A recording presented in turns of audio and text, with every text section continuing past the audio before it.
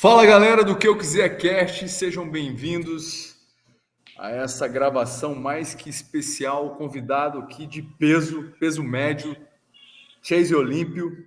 O cara tem um currículo aqui gigante, mano, mas eu vou ler aqui o resumo do currículo. Primeira colocação no Brasileiro Noji CBJJ, primeiro no Mundial de 2021. É Campeonato Brasileiro, né? Isso, Campeonato Brasileiro. É Campeonato o Senkimono, Brasileiro. que a gente chama de Nogi, né? O Nogi. Nogi. Primeiro no Brasileiro Nogi, Campeonato Brasileiro. Primeiro Mundial 2021. Segundo Brasileiro 2021. 9 meses Sul-Americano, cara. Sul-Brasileiro. 21 vezes Open. Caraca, meu. Sul-Americano e 2 vezes Pan-Americano. Eu até achei um vídeo teu. Seja bem-vindo, Chase, ao Que Eu Muito Quiser. obrigado. É Chase ou Chase? Chase. Cara, o correto é Chase, né? Mas eu me apresento como Chase. Então, fica a critério aí. Quem Apresenta tá como comandando, Chase mas para é Chase. facilitar, né? Exatamente, para facilitar. Porque aí, Chase, aí tem que explicar. Aí fala Chase, o povo quer chamar o Chairo de Chairo, né? Aí, Cara, eu então, vou te chamar de Chase porque eu acho que é um nome tipo UFC. É. Tranquilo. Então fica legal, Chase. Na verdade é Chase, né? Eu estava Isso. pesquisando um pouco do Olímpio aqui, não sei se tem alguma relação com mitologia grega, teu nome tem? Tem. Tem, né? Tem. Pô, que legal, né, cara? Você vê como é poderoso você escolher um nome para o teu filho, né, cara? Então, Isso. Chase Olímpio, que é um cara que vem do Olimpo, né? É. Vem do Olimpo para governar. Eu coloquei aqui como título do nosso episódio, cara, umas coisas que as artes marciais me lembram. É lógico, eu faço uma imersão aqui no perfil, vi alguns vídeos seus, vi algumas lutas suas, né? E três coisas me chamaram muita atenção, que eu acho forte em você, né? Primeira é coragem, segunda é bravura, que eu acho que é diferente de coragem, e a segunda é ordem. Eu acho uma coisa legal também, que a ordem ela traz uma certa paz aqui para a Eu sempre, pessoa.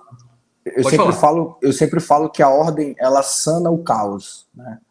A ordem ela é um divisor de águas, né? Então, quando você tem ordem, você tem domínio. Quando você tem domínio, você consegue ponderar o que gera o caos. Que legal, cara. E foi justamente isso que eu percebi ali na pesquisa que eu fiz do Chase, que tem muita questão de coragem, bravura e ordem, né? Porque eu acabei falando de UFC, eu também pratiquei artes marciais, a minha base foi judô, que é uma arte que me trouxe muita disciplina e respeito. Foi onde eu aprendi disciplina e respeito. Eu sou apaixonado por arte marcial, amo esporte e criei esse podcast para a gente levar uma mensagem para as pessoas. A gente vive um mundo em que as pessoas, de certa forma, algumas pessoas cultivam crises e cultivam coisas ruins. E esse aqui é um canal para a gente levar saúde, a gente levar uma mensagem de superação, te levar uma mensagem de ordem. Uma boa Então, informação, né? é um canal de informação para a gente levar o bem para as pessoas. Show de Chase, bola. seja bem-vindo, irmão. Conta para mim, para começar aí, o que mais define o Chase? Cara, primeiramente, muito obrigado pela oportunidade. É sempre bom a gente poder estar conversando com pessoas que agregam a gente e pessoas em que fazem com que a gente saia da nossa zona de conforto e procure sempre crescer e evoluir, não só como pessoa, mas como atleta e por aí vai, né? Cara, eu também vim do judô, sou faixa preta de judô, toda meu domínio de sensei, todo o meu domínio de atleta como caráter foi formado dentro do judô. Eu tenho um irmão gêmeos, o Chairo Olímpio, né? E eu acho que o que mais motiva a gente, o que mais faz com que lembre de Chase e Chairo é perseverar, entendeu? É você ter disciplina, é você ter constância, é você ter essência e nunca esquecer os laços da nossa família, que são, eu acho que as coisas mais importantes que eu pude ter na minha vida, é a educação que nossos pais nos deram. Meus pais, graças a Deus, sempre foram pessoas muito presentes, são vivos ainda, graças a Deus. e eles sempre foram muito, muito proativos com a gente, né? Então, a gente sempre teve uma liberdade muito grande com eles, questão assim, de amizade de amigo mesmo, né? E isso fez com que a gente pudesse hoje ter uma academia grande, poder dominar uma área onde a gente consegue ter pessoas mais velhas que a gente, sendo nossos alunos e chamando a gente de senhor, professor, mestre, e isso é uma das coisas mais gratificantes que a gente pode ter, é você adquirir o respeito de um mais velho de uma forma justa, correta, honesta, né? E hoje nós estamos com uma academia onde a gente abriu turmas para criança, né? E, cara, é uma outra vibe. Eu me tornei pai há 2 meses atrás, minha filha nasceu, e quando você começa a dar aula para criança, você vê as coisas mudando do teu lado, assim, de uma forma muito gratificante, né? E você vê, assim, você se tornando responsável por aquela criação. Porque há anos atrás, eu tive professores que eram responsáveis por isso, e hoje eu estou sendo responsável, né? Então é muito gratificante a gente poder estar à frente de uma equipe e repassando tudo aquilo que a gente aprendeu, né? O negócio de você perseverar, de você insistir. Nós viemos de um mundo totalmente competitivo e isso mostra o quanto a gente é obcecado pela disciplina. A gente sabe que a disciplina ela faz parte totalmente disso, né? Então, isso é o que a gente procura passar para os nossos alunos, né? Quando entra no tatame, eu sempre falo com meus alunos, né? Quando eles entram ali, eles estão de kimono e faixa, né? Então, profissão, pai, mãe, tio, parentesco, ficou do lado de fora. Ali dentro, o pau que bate em Chico, bate em Francisco, e aí a gente faz com que as coisas possam ser certo para todo mundo e justo com todos. Que legal. Pô, cara, que introdução rica que você fez aí, né, cara? Eu vejo várias coisas legais. Você diz que é pai há 2 meses. Eu acredito que a nossa melhor conexão da vida, ela chega quando os filhos da gente chegam. Com Meu certeza. filho nasceu há 2 anos e eu sempre me considerei um cara focado, um cara de bom coração, um cara. Eu sou professor também universitário há muitos anos, há quase 20 anos. E a gente realmente tem uma responsabilidade, mas quando a gente tem um filho, ele dá uma dimensão diferente para a vida da gente, né? A gente passa a perceber coisas. Na verdade, eu costumo dizer que os filhos, eles são portais. Todos É, nós somos portais. O Chase é um portal para eu acessar muitas coisas sobre respeito, coragem, sobre ordem, né? O seu filho é um portal para você acessar grandes coisas também, grandiosas. É que o filho, ele realmente muda algumas coisas na gente, ele aprimora a gente. Então, essa responsabilidade que tiveram com você de fazer um campeão como Chase, né? E você é um campeão porque tua família pensava que você já seria um campeão. Você não é um campeão à é. toa. Com certeza, teu pai, ao escolher o teu nome, o nome do teu irmão, eles plantaram uma semente dentro do coração de vocês do que eles já viam em vocês, né? Do que seu pai e sua mãe viam.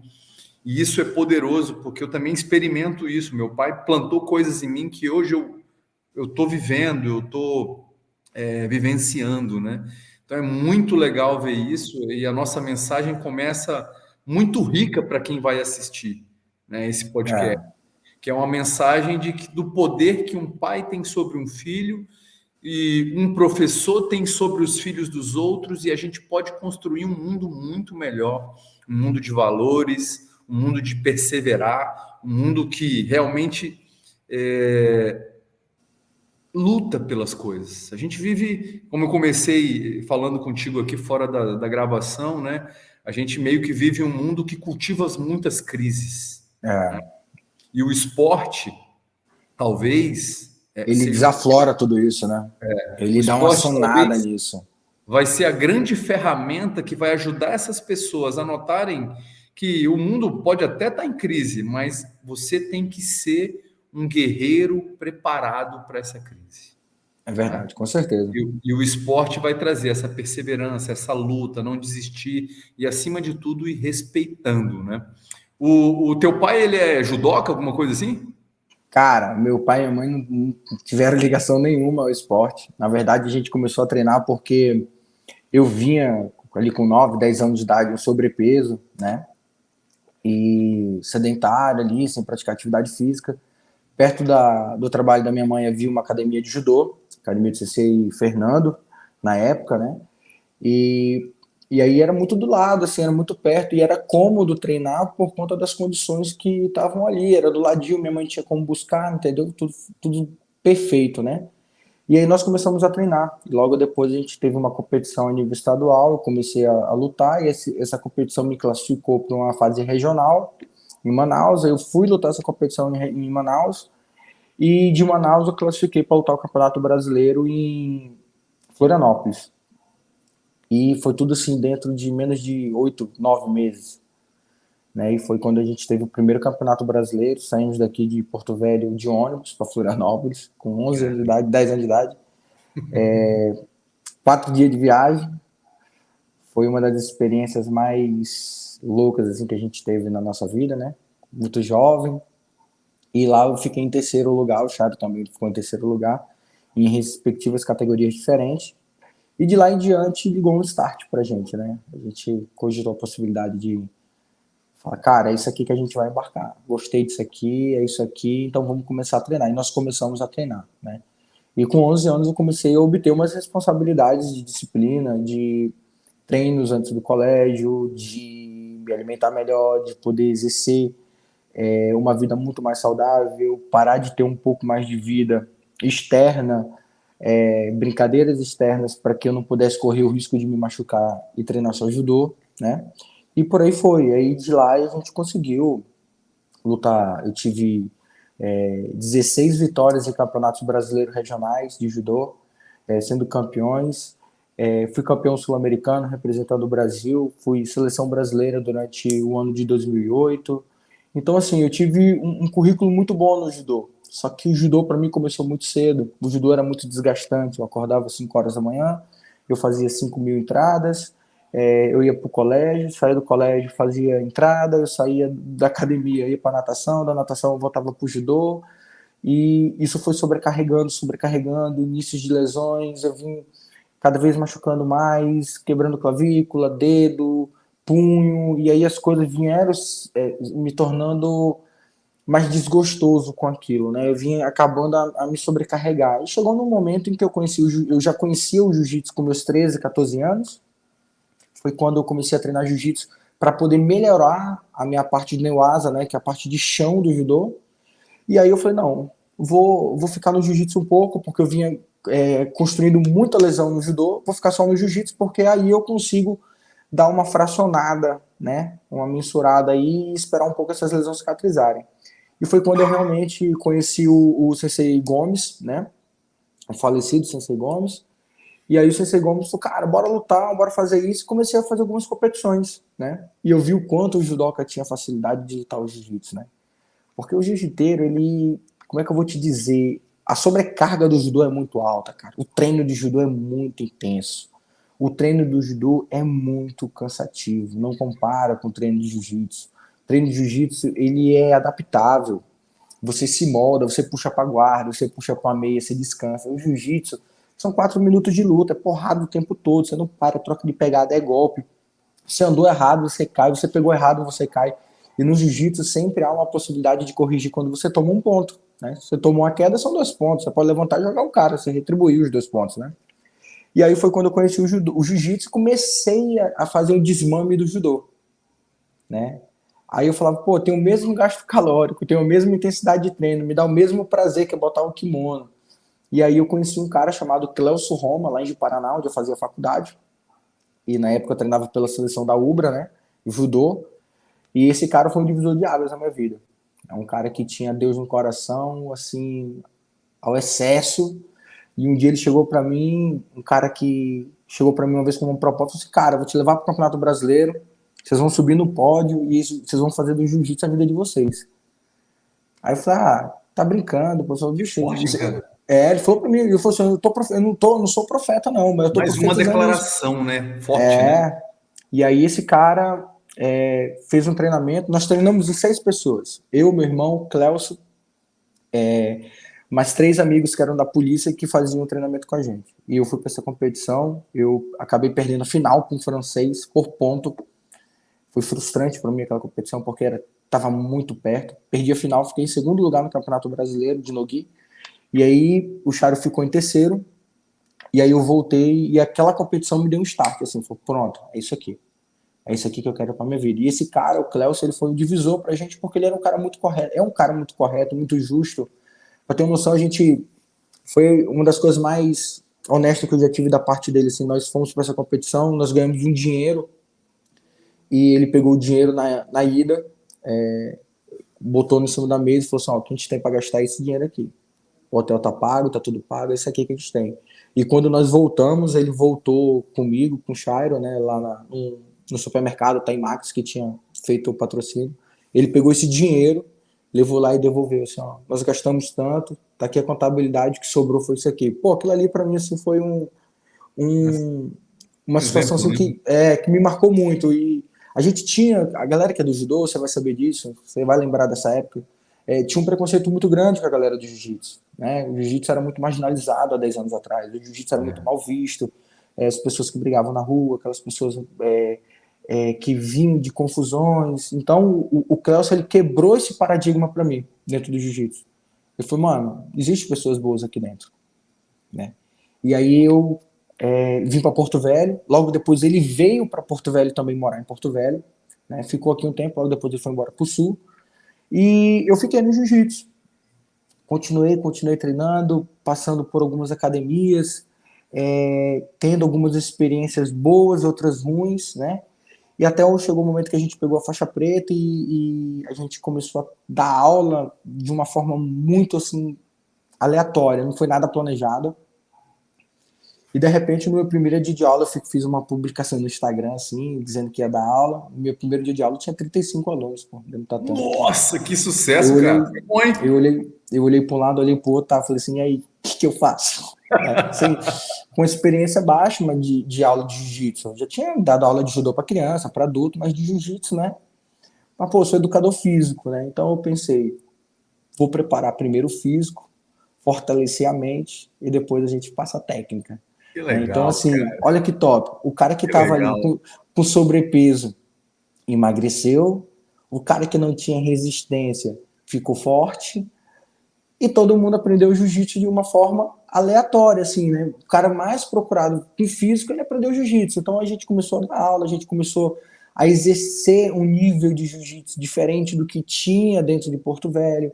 Nós montamos uma academia toda branca, com tatame branco, cobrando uniformização, cobrando higiene, cobrando uma hash guard, falando em termos técnicos, mostrando para os alunos que os professores são pós-graduados, que eles têm experiência no que fazem, que trazem ritmo de competição para dentro da academia, e isso foi um sucesso para a gente, né? E quando a gente faz com amor, quando a gente faz o que gosta, eu sempre falo, isso não é trabalho, né? Então a gente conseguiu fazer com que o jiu-jitsu para a gente se tornasse algo fácil de fazer.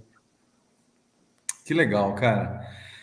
O jiu-jitsu tá mais do que. O jiu-jitsu está no coração, está na mente, né? E está no físico, né? O jiu-jitsu hoje é a razão da família, né? De vocês, da família Olímpio, né? Dos irmãos Olímpio. E basicamente, assim, quando você pensa em jiu-jitsu, toda a tua base de escola e tal, vem mais de onde, assim, teu sensei, qual que é a origem mais da tua escola de jiu-jitsu? Cara, eu tenho um padrão que eu sempre aprendi isso com o Cleuso, né? O nosso maior objetivo dentro do jiu-jitsu não é formar campeões, é transformar cidadãos.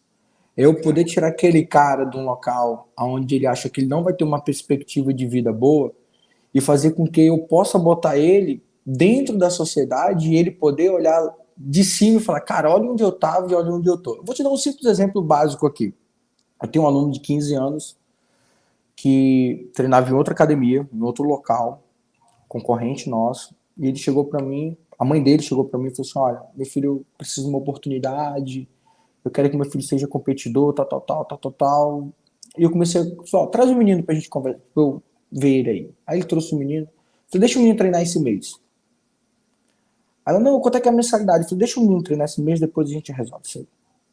Vou te dar um simples exemplo, vou resumir. Me apaixonei pelo moleque, O moleque é ponta firme, o moleque é educado, o moleque tem caráter. Hoje nós conseguimos um estágio para ele na Assembleia Legislativa.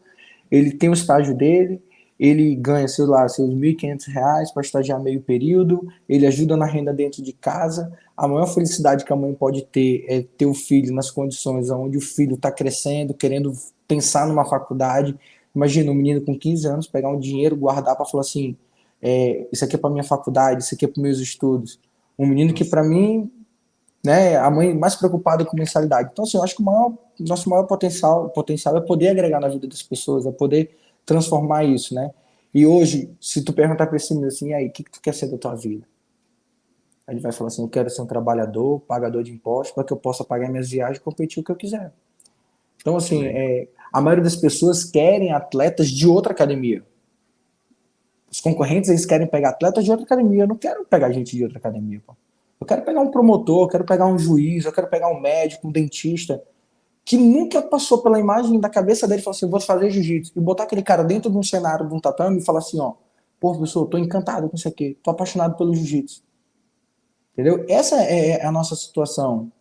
Vai ter um cara que chega lá para mim hoje, o cara tem uma empresa, tem tudo, e o cara chega, professor, essa é a melhor hora do meu dia. Eu largo meu celular na minha mochila, eu treino 1 hora e meia, vejo que eu sou um nada, porque eu estou fora de parte física, preciso melhorar, treino, tomo esporro, saio daqui cansado, suado, mas saio realizado. Eu esqueço que eu tenho uma vida lá fora. Então, assim, o jiu-jitsu, ele é isso, né? E aí o esporte que a gente procura mostrar é exatamente isso, né? Hoje, dentro do nosso centro de treinamento, a gente fez uma turma especial, a gente fez uma turma só para iniciantes, para que a gente possa atender um público de uma forma mais padronizada, né? A gente pode dizer, então, Chase, que vocês criaram uma metodologia própria. Sim, sim. Vocês Eu têm falo um isso. método, vocês não estão. Vocês tiveram uma escola, com certeza, tiveram uma base, tiveram orientação, mas hoje os irmãos Olímpio, eles têm uma metodologia própria de trabalhar o jiu-jitsu, né? E é um jiu-jitsu Sim, baseado em transformação da pessoa, né? Transformar exa essa pessoa. exatamente, João. Muita gente acha que eu chego no treino e falo bem assim, ó. Ah, deixa eu ver o que que eu vou fazer hoje. Hoje é queda. Aí passa o dia, deixa eu ver o que eu vou fazer hoje. Hoje é meia guarda. Não. A gente faz uma periodização, um planejamento, eu e o Chari, de 3 meses. Depende. Tem vezes que a gente faz para 70 dias, tem vezes que a gente faz para 180 dias, vai depender do que tem de competição.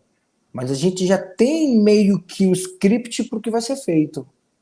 Entendeu? Basta só a gente introduzir. E uma coisa que a gente gosta de fazer muito, analisar o que acontece em competição. A gente pega os erros, a gente anota, bloco de nota, anota. Fulano errou passagem de guarda, ciclano errou o joelho na barriga. E isso é colocado no nosso próximo planejamento para que a gente possa ser corrigido. Quando você olha para trás, né, toda essa experiência de competição que você viveu, desde, né, juntando inclusive do judô, e você vê o Chase de hoje, né? Qual foi a principal coisa que esses anos todos de competição te trouxeram de aprendizado? Qual que foi a principal coisa que você traz quando você pensa e fala assim, todos esses anos de competição cravaram em mim isso? Cara, eu tive uma educação muito boa. Falei isso no início da nossa conversa, né? Tive uma educação muito boa. Eu sou muito grato à educação que meus pais me deram. Isso fez com que eu possa chegar em qualquer lugar e sempre ser respeitado. Nunca tive problema com isso. Isso é uma das coisas mais importantes. Eu falo muito isso pro meu pai. Eu sempre agradeço a ele pela educação que nós tivemos. Porque, assim, é a base, né? E eu acho que, assim, o Chase de antes e o Chase de hoje, a competição, ela te ensina muita coisa ruim. A Competição é competição, ela guerra? a competição é guerra. A competição é aquele momento que o cara tá ali para matar ou para morrer, e não existe pena, não existe dó. Aí tu pensa assim, ó, se eu não fizer, o cara faz comigo. E o Chase, ele tinha aquele coração com laço, sabe? Quietinho, eu ficava com receio, entendeu? Eu antigamente, se eu entrasse um golpe, eu visse que ia machucar, eu não mantia o golpe para não machucar o adversário. entendeu? Eu tinha isso. E uma competição me ensinou a ter um pensamento adverso depois que eu passei pela situação amarga, né? Então, assim, se eu for comparar isso, né, eu tive essa maturidade de entender que existem pessoas ruins que vão estar ao teu lado e pessoas boas. Uma vez eu falei pro Chário bem assim, ó, a gente tem que dar graças a Deus até as pessoas ruins que passaram em nossas vidas, porque elas nos mostraram as pessoas que a gente nunca deveria se tornar. Eu tive vários professores ruins, pô, que foram carrasco comigo, que de alguma forma me prejudicaram. Se não tenho raiva, não, eu perdoei o cara do coração, entendeu? Mas não quero contato. Mas assim, eu sou aquele cara que eu procuro trazer tudo pro lado do aprendizado. Eu aprendi muito com algumas coisas em relação à competição. A competição, ela me ensina muito, principalmente, cara, o poder da mente, ele é imenso. É por isso que eu falo. A depressão é a doença do mundo. Cara, é incrível quantas pessoas não sabem se frustrar. É incrível quantas pessoas não sabem lidar com uma derrota. É incrível quantas pessoas não sabem ouvir um não. É incrível. O nível de ansiedade é muito grande. E o esporte faz você quebrar isso. Entendeu? Poxa, quantas vezes eu me preparei para uma competição, cheguei lá, me matei de treinar o ano todo, cheguei lá e perdi, pô, primeira luta, não trouxe a medalha. Primeira luta, você já imaginou que você preparar um ano para uma competição? Já imaginei, porque eu já perdi na primeira luta também. É Eu sei horrível. como é que é. Tem gente que me fala bem assim, pô, mano, tu vai fazer isso, tu vai treinar desse jeito. Porra, isso dói, pô. Falei, sabe o que dói, velho? Dói perder. Dói tu ter que falar pros teus amigos por que não deu certo. Isso é que é doloroso. Entendeu? É por isso que eu falo, a disciplina, ela é amiga do atleta. Tem uma psicóloga, chama Carla Di Pierro, ela é do COB, Seleção Brasileira, né? E ela fala que realmente o esporte é a melhor ferramenta para ensinar frustração. E isso tem que ser desde criança, né? Olha Porque só, ali no... João, eu dando aula esses dias, montando um cenário no meu treino Kids, as crianças ficam totalmente, o que que é? O que que é isso? O que que a gente vai fazer? Você vê ansiedade. Aí às vezes uma criança cai e ela começa a chorar. Aí sabe o que que acontece? O pai que tá lá de fora já pega no colo e a gente fala, pai não participa da aula. Pai é lá fora. Vamos emancipar essas crianças, vamos mostrar para a criança que isso vai acontecer, não é aquela primeira vez, isso vai acontecer várias vezes. E ela vai ter que aprender a lidar com isso. Ela vai ter que levantar, corrigir o que foi errado e fazer de novo. Entendeu? Eu acredito que hoje o que está faltando é um pouco mais disso, entendeu? Eu acho que está todo mundo sendo criado muito numa situação de bolha, onde as pessoas uma privam muito. superproteção, né? Eu Exatamente. também acredito que ao longo do tempo, não só eu acho que eu sou mais velho que você, mas assim a nossa educação ela era bem mais rigorosa, com certeza. Dos nossos pais tinha um rigor em como falar, como a hora de falar, um respeito. É, Os professores, eu bagunçava, meu pai falava bem assim, ó, se parar não vai apanhar. Hoje assim, se parar ganha o celular. exatamente. Se parar, você vai ganhar um celular, vai ganhar um tablet, vai ganhar alguma coisa, né? Então, realmente, isso é uma coisa que tem feito as crianças perderem. Sem contar que as crianças que estão no esporte são poucas, cara. São poucas. É, São poucas, pouquíssimos. né? E, E e você vê hoje em dia no esporte, a gente procura sempre induzir muitas crianças a competir, porque eu acho que a competição é um divisor de águas para todo mundo. Entendeu? Muita gente fala para mim bem assim, adulto, tu acha que eu vou lá competir? Pô? E se eu apanhar, todo mundo vai rir de mim. Adulto. Cara com 30 anos de idade, 35 anos de idade falando isso pra mim, pô. Tá entendendo a situação? Como se não fosse normal perder. Acontece, vai acontecer. E perder é normal, né? Perder faz É, parte da vida e a gente tem que se levantar, se organizar, corrigir os erros e fazer melhor, né? exatamente. Então, pô, que legal, cara, que vocês estão construindo uma história muito bonita, que vocês têm essa semente no coração, né? Da bravura, da coragem, do respeito. É um diferencial para Rondônia ter um campeão com o currículo que você tem, né? Eu gravei aqui esses tempos atrás com o Michael Romano, fui campeão Meu brasileiro amigaço, meu foi, amigaço, gente boa demais. Até postei foi uma esses foto dele dias. hoje. Encontrei na fisioterapia. Eu até te achei lá no perfil do Michael. Foi lá que eu Ah, achei, massa. né? achei, eu falei, pô, esse cara aqui, cara, eu quero falar com esse cara, eu quero gravar com esse cara, porque com certeza ele tem uma mensagem bonita, né, para as pessoas, uma história de luta. E veja, a gente está falando aqui de incentivar o esporte para as crianças, né, para a gente construir crianças mais fortes, crianças menos ansiosas, crianças que trabalham a capacidade de se frustrar e se levantar e continuar. Então, eu fico Exatamente. feliz pra caramba de ter chegado aqui nesse episódio, a gente construir essas coisas. Estava falando sobre competição, sobre, às vezes, aplicar um golpe que pode, eventualmente ou não, machucar o nosso oponente, né? Eu estava vendo um podcast do Vitor Belfort falando da luta dele com o John Jones. John Jones. E ele fala que ali na luta que ele teve com o John Jones, ele teve frações de segundo para executar um golpe que possivelmente levaria uma lesão séria. E ele não aplica o golpe e ele, na fração seguinte de segundo, ele perde a luta. Então É mais ou menos isso que eu falei, né? exatamente o que você falou, né? Então ele falou que o esporte ensina pra gente que às vezes a gente tem que ter uma mentalidade mais de leão mesmo. Sim. Né? Eu tenho um professor que Alguns falava. momentos. Eu tenho um Pode professor falar. que falava o seguinte: quem tem pena é galinha, quem tem dó é piano. Então, meu amigo, não tem jeito. É claro que quando a gente está falando sobre isso, que fique bem claro que a gente está falando sobre competição, onde Sim. atletas lutam no mesmo peso, na mesma idade, na mesma faixa, E entendeu? tem uma Então, assim, arbitragem, né, também, opa, cuidando, exatamente. tem Isso, regras, isso é né? bom falar, porque muita gente acha assim, pô, isso acontece na academia, né? E aí a gente tem que levar em consideração que a gente está falando de um ambiente formal, certo, Sim, feito para aquilo. feito para aquilo, né? E realmente é bem interessante a questão da competição, e a competição mexe muito com a gente. E a competição é um lugar também, cara, para a gente fazer coisas que a gente às vezes achava que a gente não ia conseguir.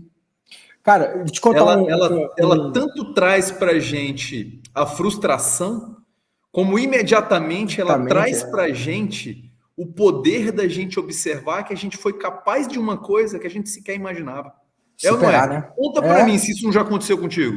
é exatamente isso que eu vou te contar agora. Eu fui lutar o Campeonato Sul-Americano, né? Eu tinha uma lesão no cotovelo esquerdo, uma epicondilite, e eu vinha tratando com o Dr. Rodrigo, explicando para ele a situação, e o Dr. Rodrigo falou assim: cara, a gente vai fazer um negócio aí, um procedimento no teu cotovelo, vamos fazer umas aplicações de ácido hialurônico, ele vai tirar um pouco da dor, mas a lesão vai continuar, a gente vai camuflar ela.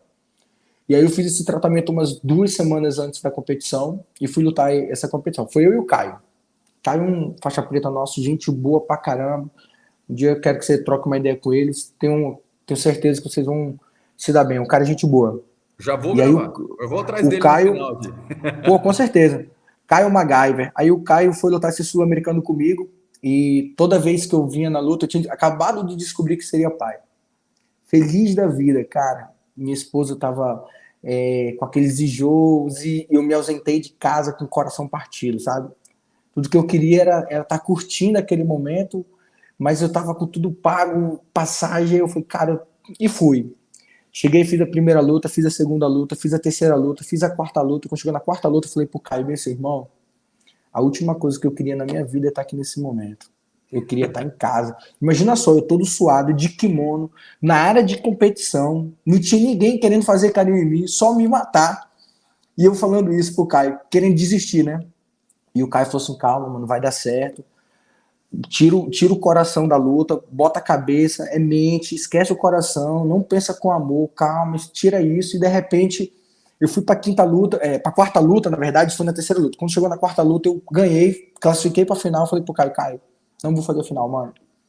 Não tô bem. Aí o Caio, não, mano, calma, vamos fazer o seguinte, descansa. Se não tiver bem, tu não luta. Cara, quando eu fui ver o cara que eu ia lutar a final, um gringo gigantesco, comprido, cara, um tipo de luta que é chata de fazer porque desgasta, eu sou baixo pra lutar. E eu falei pro Caio, cara, não vou lutar não, mano. Aí o Caio, não, mano, eu tô contigo, pô. Mas faz o seguinte, só descansa. E de repente, quando a moça me chamou pra lutar, ele saiu na frente assim, né? A nossa área era a última, né? E aí a gente foi caminhando num corredor assim, né? Entre as áreas, e ele foi na minha frente assim, esse meu adversário, eu olhei pro Caio e falei, Caio, não vou lutar não, mano, eu vou abrir. Vou deixar esse cara ser campeão, não tô com a cabeça. Aí o Caio falou assim, pô, mano, tu veio lá de Rondônia, mano. Tanto de aluno que tá aqui na live te vendo, pô. É isso que tu vai fazer, é isso que tu prega pros teus alunos. Mano, isso foi um tapa na minha cara, velho. Eu falei, o quê? Esse cara quer roubar meu sonho?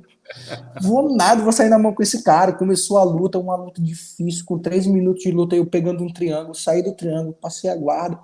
Faltando 20 segundos, eu tava ganhando a luta, dei um tiro de guarda, ganhei a luta. Falei pro Caio assim, foi, moleque, essa medalha é sua. Essa medalha é sua. Se eu tivesse aqui sozinho, talvez não estaria rolando, não. E assim, o esporte é isso, né? Eu tenho certeza que a próxima vez que eu tiver num momento e passar por isso, eu vou lembrar dessa situação. Eu vou falar o seguinte: opa, é só um momento ruim, não vou levar pro coração, vou focar e eu tenho um objetivo aqui, que é ganhar essa competição. Né? Então, assim, Legal. a gente tem um poder de passar por isso de uma forma saudável. Eu sempre falo, quando você tem pessoas ao teu lado em que te enriquece, isso é muito importante. Isso é Nossa, muito ambiente. importante. O Aí entra o ambiente é ambiente, né? bom, As pessoas é que estão no teu ambiente. tem que agregar, cara. Tem que É, agregar. Ou você agrega a si ou você agrega aos outros. Tá ali para fazer chacotinha não dá.